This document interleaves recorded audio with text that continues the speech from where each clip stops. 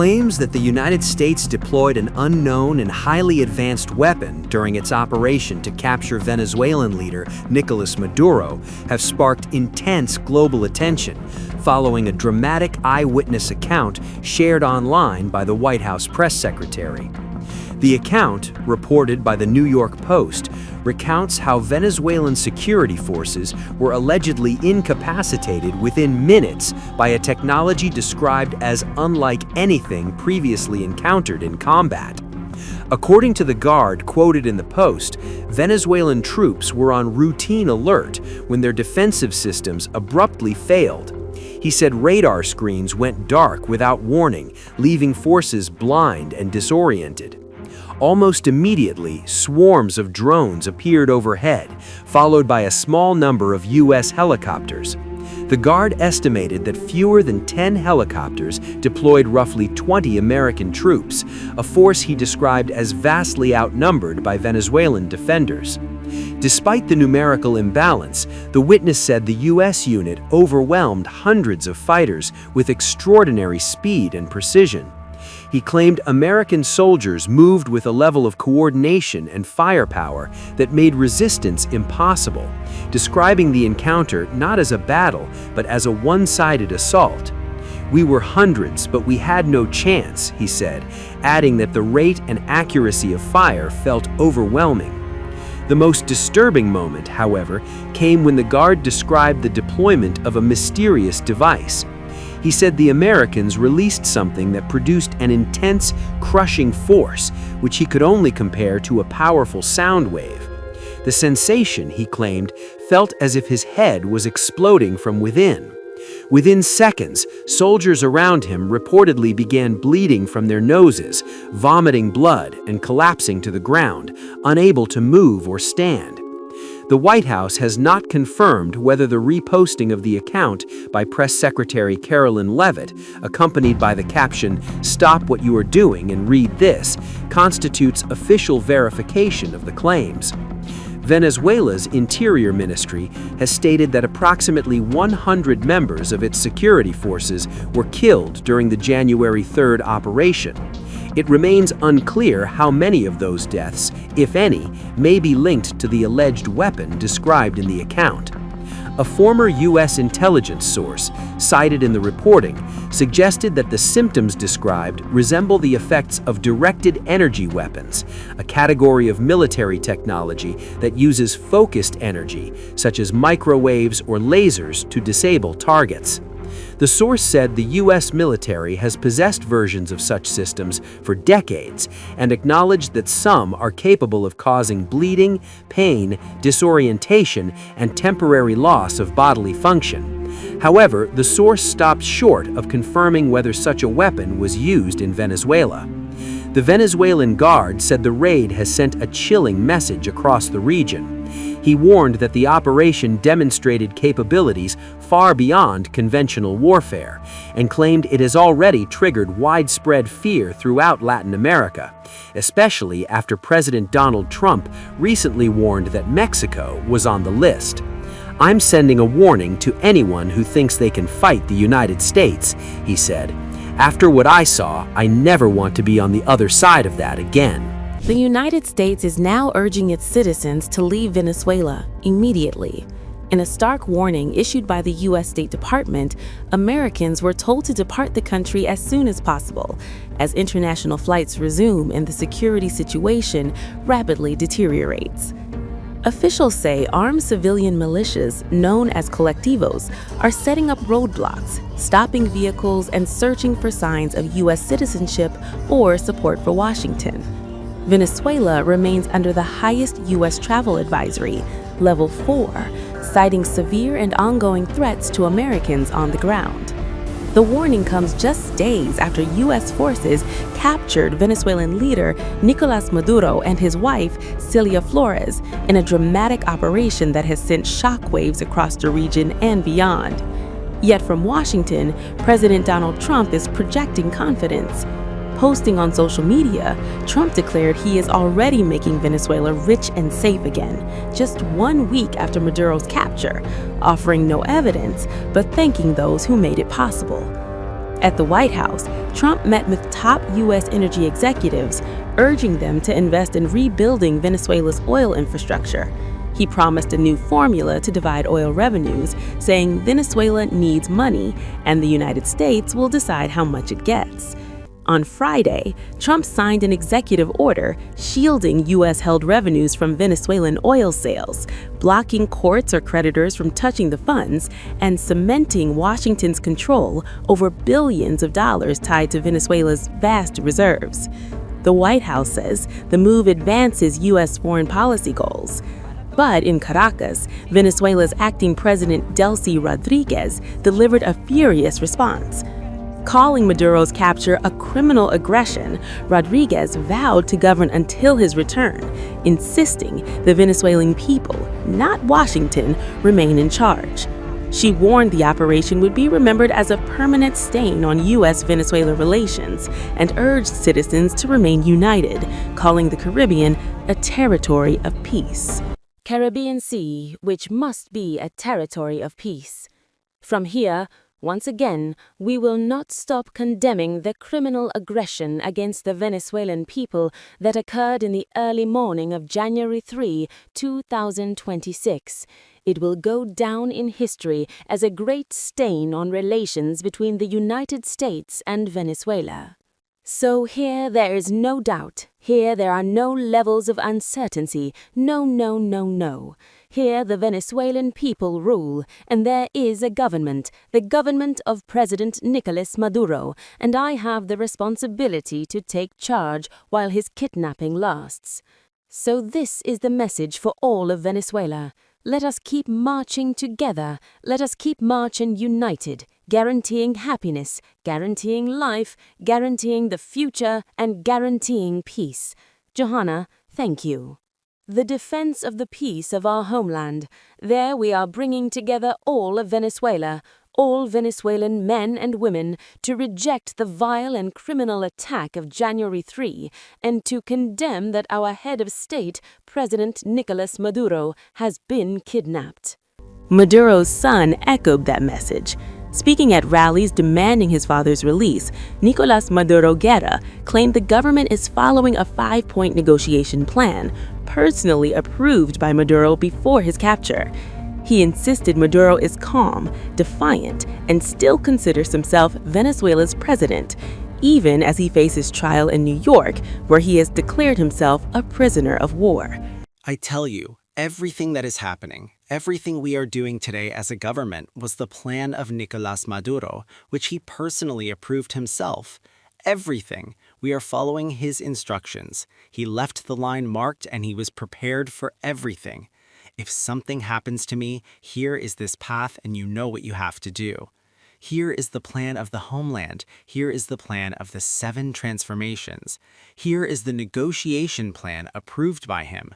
The 5 points that President Nicolas Maduro approved in December are what we are working on today, and the prosperity that the country will achieve is the plan that the president approved.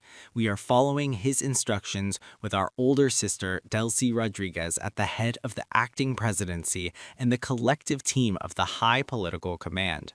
Now they do tell the truth. Anyone who believes them is peeing outside the pot. You have to listen to the leaders. You have to listen to where the information comes from.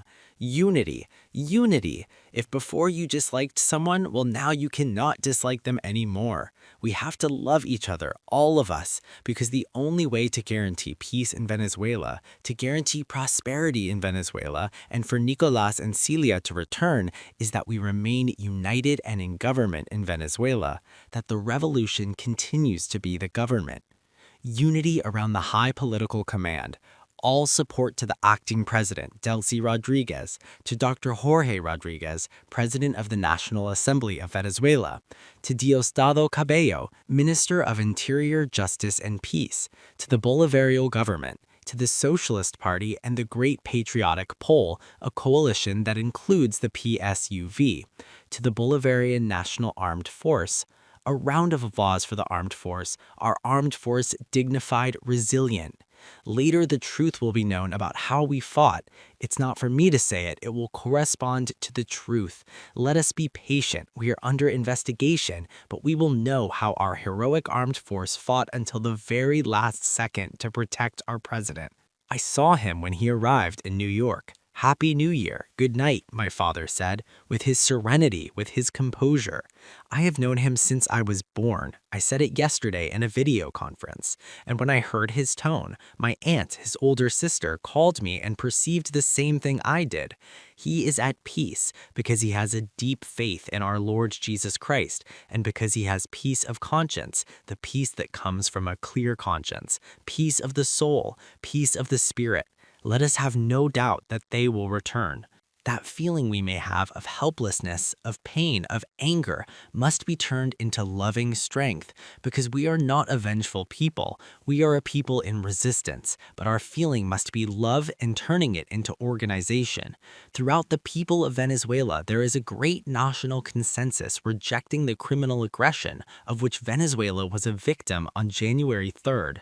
The world has its eyes on Venezuela. They're watching us. They are seeing the tremendous dignity of the Venezuelan people. They are seeing the fury of the Venezuelan people that transforms into dignity and becomes organization.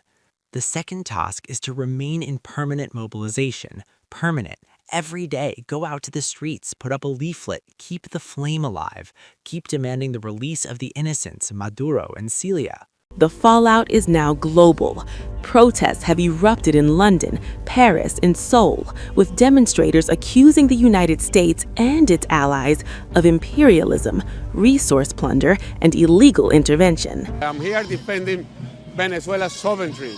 I'm mainly opposing British imperialism's role on the war against the Venezuelan people. British imperialism has been involved in the war against Venezuela economically, including the role, the nefarious role in the sanctions, but also actually seizing gold from Venezuela, including during the COVID pandemic, where the Venezuelan government was not even allowed to use that gold here in the Bank of England. They're up to their necks in the role on the war against Venezuela. So we're here demanding that the United Kingdom stops the war against Venezuela. There is no way the United States, any president of the United States, has any right to accuse any government of anything. Given the United States that have brought tens and tens of millions of deaths around the world, that has invaded Latin America, Asia, Africa, they have no rights to do that. And obviously they have no rights over our oil or our resources. We're here to say specifically to our own government that we have to make a strong statement to call for the immediate release of Nicolas Maduro, and it's not for any other country to determine who and who cannot govern other countries. We saw the situation with the tankers off the coast of Venezuela recently, in which Britain gave direct support in the taking of the Russian tanker. This is a really dangerous situation to confront with Russia in the ocean that could lead to a direct war with Russia, which would harm everyone in this country. I'm here to support the Venezuelan cause, to support the Bolivarian Revolution, and to also protest against the sheer immorality of not only Trump's kidnapping of Nicolas Maduro, the democratic elected leader of Venezuela, but also the equal morality of our own government colluding with that act.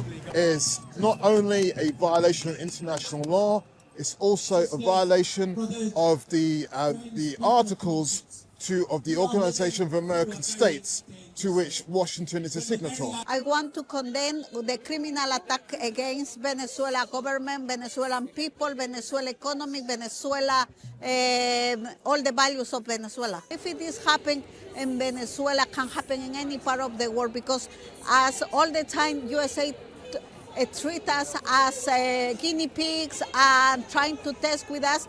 This is one example what he is willing to do in any part of the world. Trump already threat to Colombia and Mexico and Cuba, and he's no stop like attacking the countries that they are defending Venezuela, and they told, okay, I'm going for you then to Petro.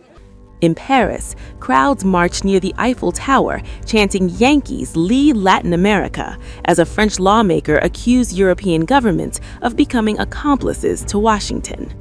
No one can prevent this crime. There is no force capable of doing so. And among the countries that do have such force, like China, for example, only China could intervene. But it is not China's policy. China does not interfere in the internal affairs of other countries. I have absolutely no confidence, for example, in the French government, or the British government, or the German government, which keep bowing to demands first from Biden and now from Trump.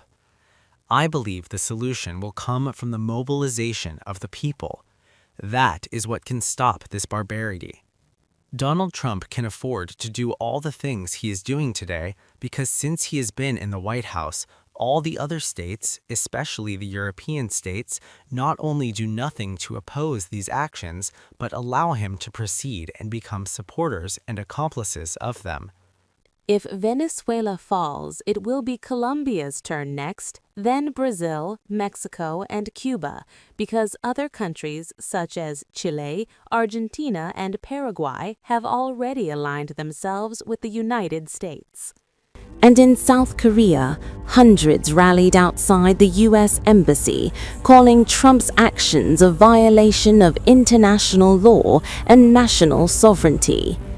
It has now been fully exposed that the real purpose was to plunder Venezuela's oil resources.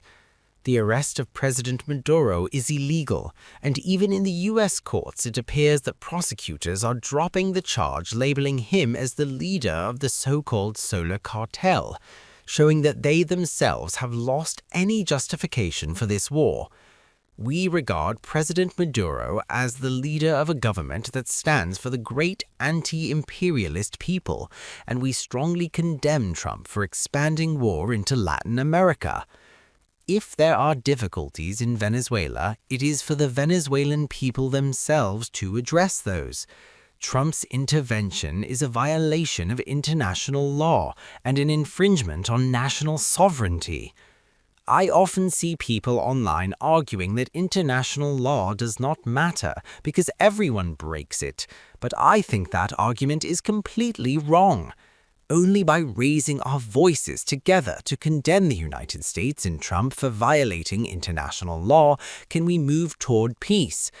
I hope Trump will stop interfering around the world.